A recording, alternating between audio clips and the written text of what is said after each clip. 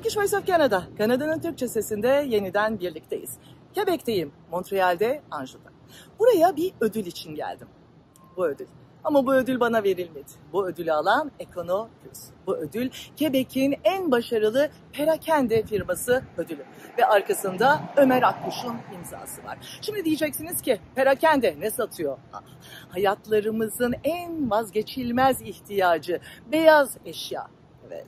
Ama beyaz eşya olduğu için yalnızca değil, Econo Plus'e en başarılı perakende firması ödülü yalnızca Quebec'te 12 kentte 12 dükkanı olduğu için burada en çok satışı en fazla çeşidi sunarak en uygun fiyatlara yaptığı için verilmedi yalnızca. Bu gezegeni, dünyanın geleceğini düşündüğü ve şimdi anlatacağım sistemde dünyaya ekolojik ve çevreci bir iz de bırakabildiği için perakendede. Yani hem ekonomik hem de ekolojik. Öyle bir sistem ki bu. Yılda 115 bin beyaz eşyayı yeniden hayata döndürüyor. İçeride sizi bir beyaz eşya hastanesine götüreceğim. Bu hastanedeki doktorlar ve cerrahlar teknik ve teknolojik tedaviler ve ameliyatlarla beyaz eşyayı yeniden hayata, sisteme kazandırıyorlar. Ticarete de, yaşamlarımıza da kazandırıyorlar ve tam 153 milyon doların her yıl çöpe gitmesini engelliyorlar. Bu sistem ve beyaz eşya hastanesi, bakalım içeride çok özel bir hikaye bizi bekliyor. Econo Plus'un bu büyük deposu, bu kapılar, işte 25 binden fazla beyaz eşyanın bulunduğu bu alana açılıyor. Bakın burayı görüyorsunuz. Bir de aşağısı var. Şu gördükleriniz sağda solda, bunların hepsi çoktan hayata kazandırılmışlar. Şimdi sahiplerini bekliyorlar. Hepsinin üstünde tarihler var. Niye? Zamanı geldiğinde onlara ulaştırılacak. Bu bile bu anlatacağım müthiş sistemin bir parçası. 25 bin beyaz eşyanın arasında Ömer Akkuş'u gördüğümde beyaz eşya kralı diyecektim. Ama yok, kral değil aslında. Robin Hood'u, çünkü kurtarıcısı. Hoş geldiniz yayınımıza sevgili Ömer Bey. Hoş bulduk. Siz hoş geldiniz. Ayağınıza sağlık. Hoş geldiniz Montreal'a. Hoş geldiniz Anjou'ya, depomuza. Bir büyük ödül için buradayım ama bu ödülün arkasında müthiş bir sistem var. Bana bu sistemi anlatır mısınız? Tam da bunca binlerce beyaz eşyanın arasında nasıl bir Robin Hood'luğa soyundunuz siz? Aslında Robin Hood demeyelim. Biz hastanemiz var. Biz hastanede şu anda çalışan 28 tane doktorumuz var. Bizim amacımız çevreye ve insanlara yardımcı olmak. Yılda 115 binden fazla beyaz eşya ikinci hayat veriyoruz. Nereden geliyor bu hastalar Ömer Bey? Biz sattığımız ürünlere normalden müşterilerde bozulan ürünleri alarak servis de veriyoruz. Çoğu ürün, satılan ürünlerimizin tekrar bozulan ürünleri aldığımız yerlerden geliyor, değişik yerlerden. Ve aynı zamanda garanti biten ürünler burada büyük bir firmaya gidiyor. Biz onlarla da işbirliği yapıyoruz. Oradan alıyoruz. Ve aynı zamanda bize başka firma çalışanları kamyonlarla bize getiriyorlar. Çünkü bizim yaptığımız işi biliyorlar ki scrap'a atacaklarına bize geliyor ürünler. Biz ikinci hayatı veriyoruz. Hasta geldi ve ardından da teşhis koyulacak. Bu büyük bir operasyon. Evet. En başından anlatır mısınız bana? Görmüş olduğunuz gibi bize ait 7 tane loading dock'lar var. Warehouse bu arada 173 bin square feet. Bayağı büyük bir warehouse'umuz var, 2 kat. Önce bizim gelen arızalı beyaz eşyalar bu kapıda arkadaşlar tarafından karşılanıyor. Ve buzdolapları ayrı bir reyona, çamaşır kurutmalar ayrı bir reyona, fırınlar ayrı bir reyona giriyor. Oradan her alanda uzman olan teknisyenler biz buraya kapının oraya gelip reception bölümüne ürünlerimizi alıp kendi departmanlarında götürüp artık hastanın teşhisini koyuyorlar. Ve ondan sonra tamir aşamasına geçiyor. Tamir aşamasında da bizim çok iddialı ve çok ünlü cerrahlarımız var. Aslında çok büyük operasyonlar geçiyor burada. Şimdi ben size küçük olarak diğer firmaların nasıl çalıştığını ve Econo Plus'ın nasıl çalıştığını anlatayım. Biliyorsunuz pandemiden dolayı büyük bir sıkıntı vardı. Yedek parça, çip sıkıntıları falan vardı. Ama bizdeki teknisyenler çipi komple değiştirme değil de çipteki hatalı parçayı teşhis edip o küçük parçadaki bağlantıları yapıp tekrar functional yani çalışır hale getiriyorlar. O yönden ben teknisyenlerimden çok memnunum ve kendilerine çok teşekkür ediyorum. çok usta doktorlarımız var. Hastanenin yoğun bakımındayım şimdi. Burası aslında en ağır, Ömer Akkuş'un deyimiyle en kritik, belki de hafif umutsuz gibi görünen hastaların tedaviye alındığı yer. Emrullah ve Ufuk var burada. Kolay gelsin. Sağ olun, teşekkür ederiz. Hoş geldiniz. Hoş bulduk. Şimdi çok uzun zamandır bu işleri yapıyorsunuz Emrullah. Biliyorum. Ne yapıyorsunuz burada? Bu sihirli ellerin sihirli dokunuşu nedir?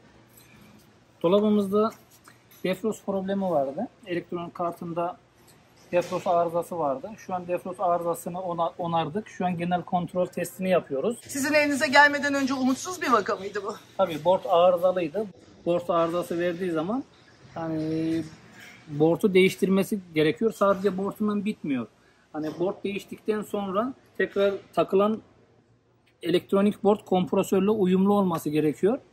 Yani maliyet tabii bu şekilde olduğu zaman bu sefer de çöpe gidiyor. Ama biz bunu tekrardan geri dönüşüm yaparaktan onarımını yapıp tekrardan hayata kazandırıyoruz. Peki burada yaptığınız işin özellikle hani sizin bu ince işinizin anahtarı ne, püf noktası ne? Başkasının yapamadığı neyi nasıl yapabiliyorsunuz Emrullah burada? Bu biraz daha şu şekilde söyleyeyim. Almış olduğumuz eğitimlere dayanaraktan. Yani bunun üzerine çok çalışmamız, bunun üzerine yani çok kafa yormamız artı yani birikmiş bir geçmiş yıllara dayanaraktan yani sonuçta eğitime bağlı yani. Eğitim ve tecrübe, evet, işte bakın böylesine ünlü, en ünlü markalardan biri. Bakın burada LG'yi görüyorum. Bir LG'yi bu ellerle, bu deneyimle ve bu bilgiyle yeniden hayata döndürüyor. Evet, hayatı kazandırıyoruz. Ve Ufuk orada, siz kaç senelik tecrübe? 24 senelik bir bilgi ve güncellenerek gelen bir bilgi. Şu anda elektronik, önceden mekanikti. Sadece bir termostatla cihaz çalışırdı. Ama şu anda tamamıyla elektronik. Bütün devreleri, işte fan motoru, kompresör, sensörler, bütün hepsi elektronik bir kart üzerinde toplanmış. Ve bunun bir tane küçük bir parçanın arıza yapması sistemi tamamıyla şey yapıyor, kilitliyor. Tabii biz de bunu komple kartı değiştirmektense oradaki o parçayı bulup, arızayı bulup, tabii bu yine bilgiyle, birikimle oluşan bir şey. O parçayı değiştirip tekrar cihazı daha düşük maliyetle kullanıma açıyoruz. Tabii bu durumda aklımdaki soru şu, bu kadar farklı burada ne yapılıyor ki? Hani tamir dediğiniz dünyanın her tarafında oluyor, olmuyor mu? Bu tamiratın, bu hastanenin farkı ve kimler çalışıyor bir de burada? Kimler bu tekniğe, yeni deneyime ve bilgiye sahipler? İrem Hanım çok güzel bir konuya temas ettiniz, değindiniz. Tabii birçok beyaz eşya satan firmalar var. Bu görmüş olduğunuz elektronik kartı çıkartıp bir yenisini takıyorlar. O da bayağı bir tabii küfiyetli oluyor, pahalı oluyor. Orada aşağı yukarı $600. Artı teknisyen ücreti, artısı bayağı bir şey. Ama bizim teknisyenlerimiz o kadar tecrübeli ki, Emrullah, Ufuk'ta diğer arkadaşlar. Aşağı yukarı 28'e yakın teknisyenimiz var. Hepsi birbirinden değerli arkadaşlarımız. Oradaki bozuk olan parçayı keşfedip kendileri onu değiştiriyor. İşte bu gerçek teknisyenlik, bu gerçek bir çalışma. İşte bizim avantajımız bu. Peki bizim bu doktorlarımız, cerrahlarımız diyeceğim, özellikle Emrullah'ın yaptığı iş biliyorum adeta bir tekno cerrahlık değil mi? Kimler, nereden geliyorlar? Emrullah, Ufuk sadece şu andaki örneklerimiz. Tabii. Emrullah bizimle beraber 8 senedir bizimle beraber. Emrullah'ı biz sponsor olarak 8 sene önce getirdik. Ve bizle beraber aşağı yukarı Emrullah bütün gelişmeye, büyümeye şahit oldu. 2 mağazamız vardı. Emrullah'tan sonra artık şu anda 12 mağazaya ulaştık. Burada araya gireceğim çünkü bence izleyicilerin özellikle ilgisini çekecek olan çok farklı bir parantez de açıyoruz burada. Nasıl oluyor da burada çalışılabiliyor? Mesela nasıl oluyor da Ömer Akkuş'la değil mi? Ekonoplüs'ün içinde bir tecrübenizle, Türkiye'deki belki eğitiminiz, bilgi birikiminizle burada iş bulabiliyorsunuz. Bakın bu işin içinde apayrı bir konunun da vurgusunu yapıyoruz. Biz sadece Türkiye değil, dünyanın diğer coğrafyalarından işin ehli olan teknisyenleri bulup getirebiliyoruz. Ve bu ay sonunda da 3 tane de Kolombiya'dan gelen çok yetenekli teknisyenlerimiz gelecek. Bizim gelen teknisyenlerimiz hepsini biz sponsor oluyoruz zaten. Bizim avukatlarımız gereken bilgileri sağlamaya arkadaşlar. Biz bunlara çalışma izni alarak getiriyoruz. Peki burada gerçekten hani doğru, güzel, hak ettikleri bir yaşamı kurabiliyorlar mı? Onu siz teknisyenlere sorun, bize değil. Ne dersiniz? Emrullah, neyi hayal ediyordunuz? Ne buldunuz burada bunca senedir? Geriye baktığınızda hiç pişmanlığınız var mı? Geriye baktığımda öyle bir pişmanlığım yok. Hatta çok geç kalmışız daha önceden gelmediğimize. Çünkü yani buradaki sistem Türkiye'ye bakaraktan çok farklı sistemler gördük. Yani hatta şöyle diyebilirim. Yani kendimizi burada daha fazla geliştirdik. Buradaki ürünlerle Türkiye'deki ürünler bir değil. Yani buradaki yapılan cihazlarla yani sadece bunu bir buzdolabı olarak demeyelim. Beyaz eşya sektöründe yani çamaşır makinesinden tutun, kurutma makinesinden tutun. Yani buzdolabına, fırınına varana kadar tamamen sistemi değişik. Ama tabii kalite oranı da o kadar yüksek olduğu için burada kendimizi geliştirdik. Ama şunu merak ediyorum. Evet. Hani hak ettiğinizin karşılığını alıp da istediğiniz hayatı kurabildiniz mi? Çünkü Elbette. el emeğiyle çalışıyorsunuz. Quebec gibi yani Kanada gibi bir coğrafyada, Quebec gibi birçok başka sorunların da olduğu değil mi bir yerde? Elbette, tabii ki. Merak ediyorum o hak edilen yaşam, hak edilen karşılığı gelebildi mi bu emeğin? Elbette. Hatta almış olduğumuz yani emeğin karşılığından daha fazlasını aldık. Ömer Bey yani gerçekten çok farklı bir insandır. İşçisine yani emekçisine çok değer veren bir insandır. Her zaman yanımızda oldu. Hiçbir zaman yani biz Kanada gibi yerde yani gurbet yaşamadık yani. Beyaz eşya deyince elbette ki sadece buzdolabı değil, bu işin fırını var, çamaşır makineleri var, hani başımızın tacı, kurutma makineleri var ve o fırınlar hele ki yeni teknolojide ne kadar farklı dokunuşlar gerektiriyorlar yeniden hayatımıza girebilmek için. Bu ünlü markaların, fırınların arasından dolaşıp Hakan Kök'ün ameliyat masasına geldim. Kolay gelsin. Teşekkür ederim. Sağ olun. Hoş geldiniz. Hoş bulduk. Nasıl bir ameliyat dönüyor burada? Siz şu anda nasıl bir cihazı yeniden hayata kavuşturabiliyorsunuz? Bu fırınlardan bir tanesinin bordu. Bordda bir problem var, arıza var. Bu arızayı tespit edip gerekli müdahaleyi yapıyorum. Normalde çöpe gidecek olan kaç dolarlık bir cihazdan bahsediyoruz aslında? Yaklaşık 700-800 dolarlık bir fırını tamir etmiş olacağım bu kartı tamir etmeyle. Ve eğer siz böylesine bir hassas tamirat işine girmeseniz ya da yapmasanız bu 800 dolar zaten o burada olacağına buradan çöpe gitmiş olacaktı, değil mi? Evet, aynen öyle. Hassasiyeti nereden kaynaklanıyor yaptığınız işin? Yani sıradan bir tamirci neden yapmıyor? Yapmıyor mu? Yapamıyor mu Hakan Bey? Her mesleğin kendine göre püf noktaları vardır. Bu elektronik devre tasarımı, elektronik işleyiş, parçaların tanımını nasıl çalıştığını bilmek gerektiriyor. Herkes yapamıyor o yüzden. Elektronikle ilgili insanlar yapabiliyor. Ve sabır istiyor ve bilgi istiyor. Evet, kesinlikle. Ve bir de bunlarla birlikte bir beyaz eşyayı kurtarmanın ana sebebi yani dünyaya bir iyi iz bırakmak. Aslında temizlenebilir bir ayak izi bırakmanın kararlılığı var bunun arkasında. Asıl o gerekiyor. Şimdi burada demin açtığım o parantez vardı ya işle ilgili olan aslında birçok izleyicinin aklında olan. Aynı soruyu ben Hakan Kök'e de aslında sormak istiyorum. Bir mühendissiniz ve burada çalışmaya başladınız. Hayalleriniz olabildi mi? Yani doğru hak ettiğiniz bir hayatın temelini atabildiniz mi bu yaptığınız işle? Hayallerimi burada gerçekleştirebildim ben. İleri yaşıma rağmen ben Kanada'ya geldiğimde Ömer Bey sayesinde her türlü imkanı burada buldum. Severek çalışıyorum, mesleğimi seviyorum, ortamı seviyorum, çalıştığım firmayı seviyorum. Programı başlatırken hani ne demiştim? Robin Hood'u gibi beyaz eşyaların demiştim ama sanki aslında insanlar için de birazcık Robin Hood'culuk oynuyor gibi misiniz? Çünkü bakın onlarca kişiden, iş gücüden bahsediyoruz. Burada yanınıza aldığınız ve sizin kapı açtığınız Quebec gibi iş yapmanın çok zor olduğu bir eyalette. Nasıl oldu bu? Bizim Ekana Plus'ına ilk girdiğiniz zaman bir tablo asılı girişte. Ekonomik, ekolojik ve aynı zamanda familial yani aile ortamı olan bir şirket. Arkadaşların hepsi gönülden çalışıyor. Biz burada bir patron değil ama sanki bir kardeş ilişkisi ve aynı zamanda bir ileri görüş var hepsinde. Arkadaşların hepsi birbirinden değerli zaten. Ayrı bir mali yükü yok mu peki sizin için? Çünkü görebildiğim kadarıyla böyle hakkaniyetli, oldukça sağlam maaşlardan, ücretlerden bahsediyoruz. Nasıl?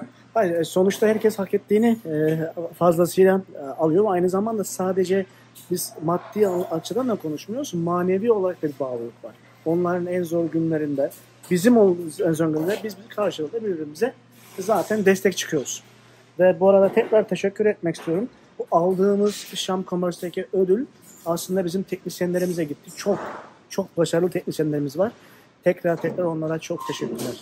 Burası da mekanik çamaşır makinelerinin tedavi edildiği yer. Piyasada 900 küsür dolarlara satılan çamaşır makineleri elden geçip yepyeni haliyle aslında 300 dolara piyasaya buradan çıkabiliyor.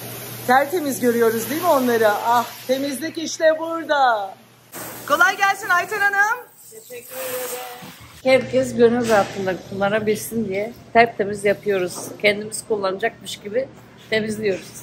Evet, hani en son teknoloji mutfakta kullanılanlardan nedir? Endüksiyon, induction, fırınlar.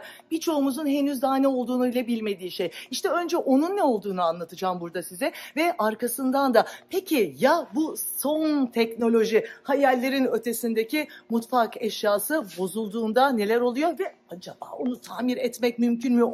Ona bile ikinci bir yaşam vermek mümkün mü? Ve bu neler kazandırıyor? Hem keselere hem de dünyaya, çevreye onu anlatacağım. Şimdi konuğum Abdül. 10 seneyi devirmiş Ekonoplüs'te. Hem yeni teknolojilere açık, hem kendini geliştirmeye açık, hem de dünyayı kurtarmaya bu inanılmaz teknolojiyle açık. Salut Abdül. Salut. Alors, qu'est-ce que c'est ces inductions dans notre cuisine? L'induction, c'est une différente technologie par rapport aux anciennes méthodes de cuisinières. Il n'y a aucun rapport avec les cuisinières serpentins ou les cuisinières qui utilisent le top céramique. Ça, c'est une technologie comme le microwave. Comme vous voyez ici, ça c'est l'élément. Ça prend un petit peu de temps pour qu'il devienne chaud. Mikrodalga teknolojisinin başka bir şekilde kullanımı çok yüksek bir ısı veriyor ama öylesine farklı bir sistemde veriyor ki hiçbir şekilde dışarıya bir zararı yok. Elinizde yakmıyor. İşte yepyeni bu teknolojide Abdül bize nasıl olduğunu anlatıyor. Görüyorsunuz çok yüksek ısıda. Oh, c'est votre nom? Abdül'ün tavası. Abdül'ün tavası önemli. Abdül'ün tavasına dokunmamak gerekiyor. Evet, şimdi bir eski ocakla aslında endüksiyonlu ocak arasındaki farkı göreceğiz bu testte. Oui. Je vais juste vous montrer comme quoi il brûle pas, même pas les papillons. On va mettre un morceau de papillon ici. Bakın bir yüksek ısının üstüne bir kağıt koydu Abdül ve o kağıt orada fırının üstünde yanmıyor. Evet. Sapasağlam bir kağıt var karşımızda. Est-ce que c'est possible de toucher ici? Oui, je peux toucher, même si je l'enlève maintenant en attendant juste quand l'eau commence à bouillir. Bakar mısınız? Elimi sürebiliyorum. İşte endüksiyonlu fırın bu demek. Evet, burada biraz daha ısı var ama bütün burası tamamen güvenli, her şeyiyle fırının bile, kağıdın bile yanmadığı müthiş bir teknolojiden bahsediyoruz. Bir anda son hız kaynamaya başladı. Comme vous voyez maintenant. C'est chaud, mais c'est pas assez chaud comme vous le voyez. Evet. Et en plus, ça, c'est l'eau bouillante, là, comme vous voyez. Kaynar su olmasına rağmen elinizi üstüne koyabileceğiniz kadar da aslında güvenli. Ve müthiş bir tasarruf var burada aslında. Zamandan tasarruf ediyorsunuz. 1-2 dakika içinde suyunuz da kaynıyor. Enerjiden, kesenizden de tasarruf ediyorsunuz. Ve en önemlisi de çok daha güvenli. Peki işte tam da bu teknolojinin hani bu yeni oyuncakları arızalandığında ne oluyor? O kadar parayı pulu gömmüşsünüz endüksiyonlu bir fırına. Dile kolay ama aslında dile de kolay değil. 3.000 dolar ve daha üstüne çıkabilecek fiyatlardaki bir fırından bahsediyorum endüksiyonlu fırın dediğim zaman. Bakın işte bu fırın ve bunu bile burada maharetli ellerle, bilgiyle, tecrübeyle ve tabii ki özel bir teknolojiyle yeniden hayata kazandırmak mümkün. Ona o zaman biraz daha belki de makul fiyatlarla da yenilenmiş olan bu endüksiyonlu fırına ulaşmak mümkün. Ama en önemlisi böylesine 3.000 doların bir çöp olarak yeryüzüne gömülmeyecek de olması. How much time will you spend on repairing an induction oven like that or a stove like that? Ça dépend si juste un élément qui fonctionne pas. C'est pas comme parfois ils viennent cuisinières qui fonctionnent pas 2, 3, ça dépend. Mais normalement la réparation ça prend pas beaucoup de temps. Mais la vérification, il faut qu'on teste comme il faut. Parce qu'il y a des codes erreurs qui sortent, on ne peut pas faire venir encore 2, 3 fois la cuisinière. Mais à la fin, votre succès, c'est 100%, n'est-ce pas? 100%, oui. Comme vous voyez ici, il n'y a pas de problème, il n'y a pas de souci, toujours fonctionne super numéro 1. Evet, sonuçta çok zor bir onarım süreci, defalarca kontrol gerektirebiliyor ama sonuçta %100'lük bir başarı oranıyla işte bu endüksiyonlu ocaklar hayata yeni hayatlarına kavuşturulabiliyorlar. Une autre question, bir sorum daha var. How does it feel to be a part of the Econoplus family? Econoplus, c'est un grand mot. Econoplus, c'est une compagnie vraiment géante. Pas ici au Canada, partout au monde. C'est la première compagnie qui donne la vie, deuxième vie pour les électros. Donc, je ne suis pas capable de trouver les mots à décrire cette compagnie parce que c'est une compagnie vraiment assez géante. Ben zaten Econoplus'u tarif edecek kelimeleri, cümleleri bulmakta zorlanırım diyordu Abdül. Gerçekten de dev bir şirket aslında diyor. Sadece 10 senedir için çalıştığım için söylemiyorum ama burası için çok büyük bir avantaj. Hem Quebec'e kazandırıyor, hem Kanada'ya, hem bizim hayatımız için, gelecek için çok önemli bir iz bırakıyor. Merci Abdül. Merci à vous. Burada çok hummalı bir çalışma var aslında. Her şey büyük bir hızla yapılıyor. Bakar mısınız şimdi? Even before it's finished, we have to tag it because as soon as it comes in, it goes out. İvan anlatıyor işte ne kadar hızlı olmak zorunda olduklarını. Özellikle fırınlar ve çamaşır makineleri, değil mi? Bulaşık makineleri geldiği gibi gidiyorlar. Yenilenenlerin hemen üstüne buradaki etiketler takılıyor. Buradan da hop dışarıya, işte orası. Gelen de oradan, sonuz giden de oradan gidiyor. Peki bu elektronik beyaz eşyaların transferinde, nakliyesinde nasıl bir hacimden bahsediyoruz dersiniz Econoplus'te? Cevap Tuncay Karakılıç ve Yusuf Başımoğlu'nda. Günlük aşağı yukarı 20 tane kamyon geliyor. Yani demek istediğim 300 parça giriyor buraya, hemen hemen 300 de çıkıyor. Bu nasıl bir ekonomik değere tekabül ediyor peki? Aylık olarak takriben 6 milyon dolar civarında bir rakamdan bahsedebiliriz.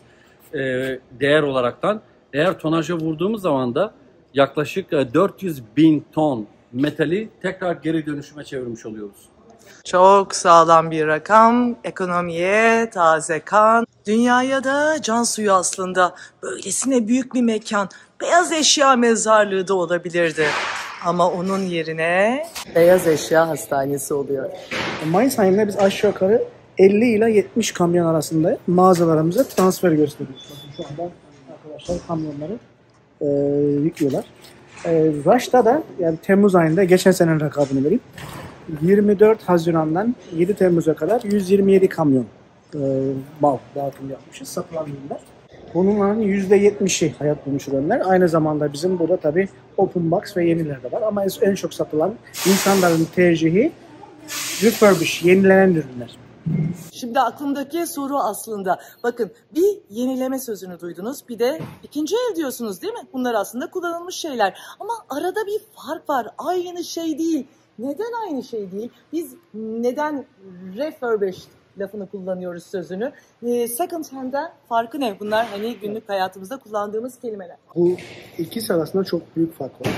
Biz kullanılmış dediğimiz kullanılmış bir ürün ve onu alan kişinin hiçbir güvencesi olmaz ikinci zaman. Çünkü ama refurbished dediğimiz zaman, yenilenmiş dediğimiz zaman A'dan Z'ye her şey kontrol edilmiş. Dolabının gazından, işte kompresyon çalışmasından, fırının bütün elektrosisteminden denedikten sonra parçalar görmüş olduğunuz gibi çamaşır makinesinin örneğiyle gördük. En son etaptan sonra biz yeniledikten sonra piyasaya sunuyoruz. Onun aradaki fark çok büyük. Kullanılmışta hiçbir denetleme yok. Kullanılmış zaten biz demiyoruz. Biz her zaman yenilenmiş ürün diyoruz. Ama yenileşmişte hepsi yeni gibi olmuş zaten. Yenilenmiş ve bunun aslında avantajları da var. Evet. Şimdi en önemlisi müşteri için Keseye avantaj. Evet. Öbür tarafta da işin bir de işte çevre. Tam Çevre. burada ödüllük tarafı var. Bir buzdolabın çevreye verdiği zarar, yani kompresör içindeki gazın çevreye verdiği zarar, bir aracın 17.000 kilometre yapıp verdiği zarara eşit. Biz senelik 115.000 beyaz eşyaya ikinci hayat veriyoruz. O da aşağı yukarı 443 milyon kilometre yapıyor. Ve bu büyük 4 tane otorodun, highway'in verdiği çevreye zararı engellemiş oluyoruz. Bu işin çevreci yanı. Aynı zamanda biz hayata yeni başlayanlara, yeni gelenlere, öğrencilere ve pandemide beyaz eşya bulamayanlara bayağı bir yardımda bulunuyoruz. Verdiğimiz diğer bir hizmet, insanların aldığı ürünleri biz burada, bakın görmüş olduğunuz gibi ve depomuzda bedava storage yapıyoruz. Ve tarih geldiği zaman artık onlara biz dağıtımını yapıyoruz. Ve bunların çoğu paraların hepsini ödemek zorunda değiller. Belli bir depo verip balansı delivery'de, yani teslimatta ödeyebiliyorlar. İnsanlar için de böyle bir kolaylık. Aslında Elif Hanım, Quebec bizi ödüllendiriyor. Çünkü biz dünyada beyaz eşyaya ikinci hayat veren en büyük şirketiz. Bunun için de Quebec bize ödüllendirdi ve asıl ödül bizim çevreci yanımıza gitti.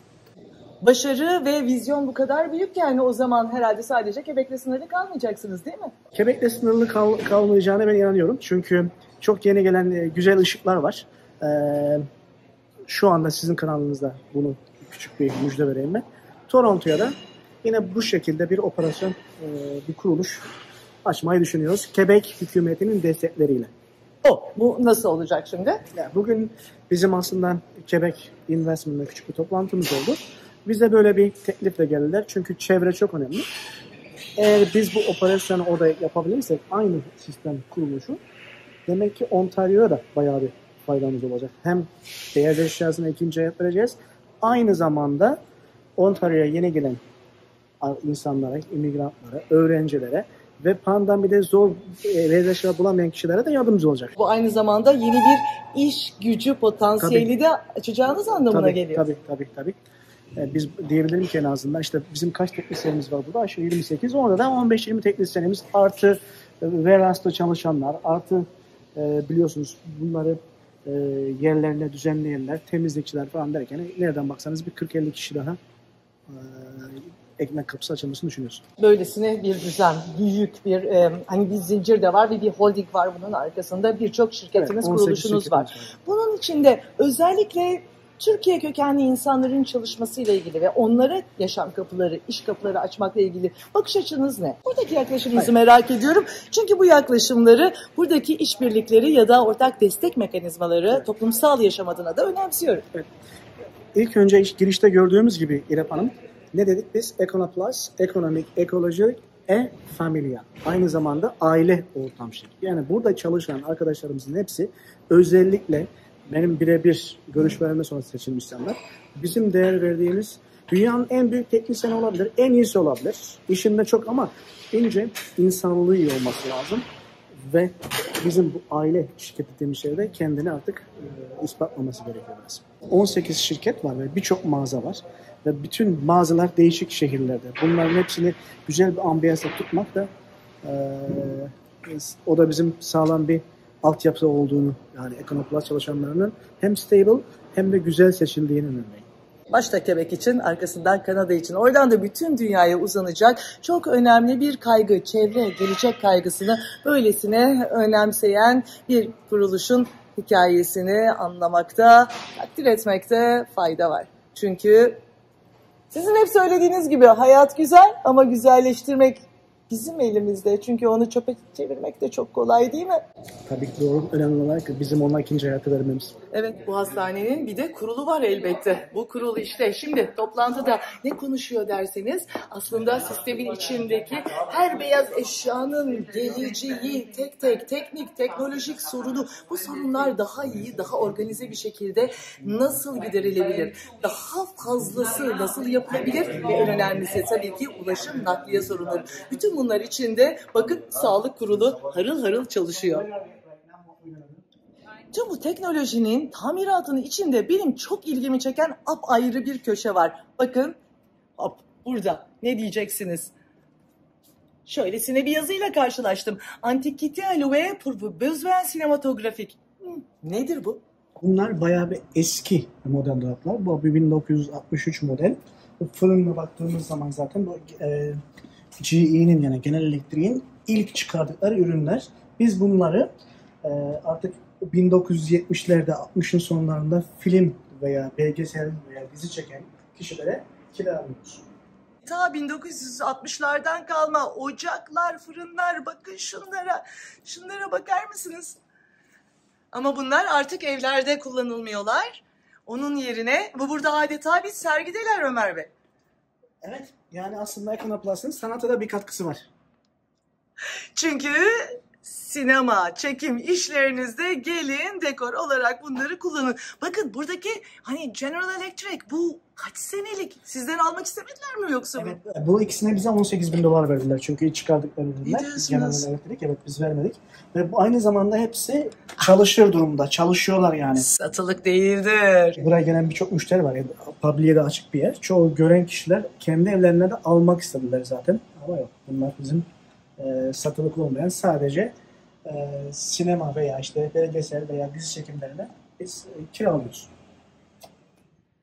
Bu ödülün arkasındaki hikaye demiştim değil mi? Ve arkasında bu hikayede kocaman bir aile çıktı, bir Ekonoplus ailesi. Bu ailenin içinde şimdi beyninde, yüreğinde olan 3 önemli isimler. 3 isim yanımda. Ve onlara şunu soracağım.